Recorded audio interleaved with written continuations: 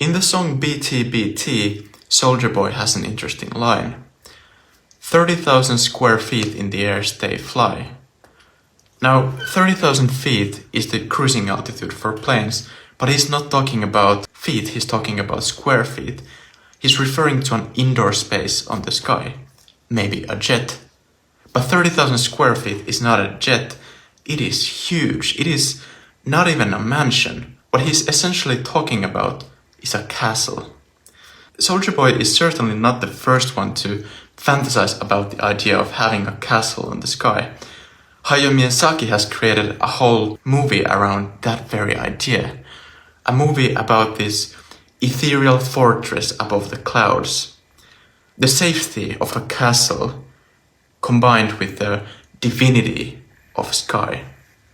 And this is where it really gets interesting, because there was an actual era in human history when hundreds of thousands of castles were flying all over our skies. I'm talking about the strategic bomber campaigns in the Second World War, and especially the Boeing B-17 flying fortress.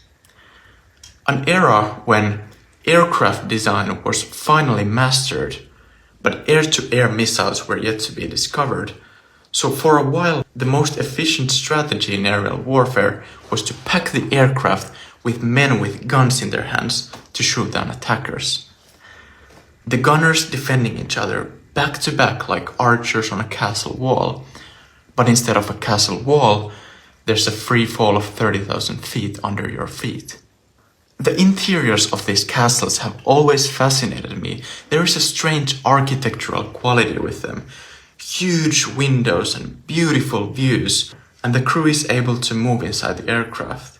The contrast between the cozy scale of the interiors and the absolute vastness of the exterior feels like a kid's treehouse on steroids. A castle is a structure built to sustain isolation, and just like Soulja Boy in his jet, these young airmen were incredibly isolated from everything. Yet, unlike with most of modern warfare, in these aerial battles the opposing airmen were able to see each other. There's no obstacles on the sky. And there lies the tragedy. In our hearts, we never really need isolation. All we need is connection.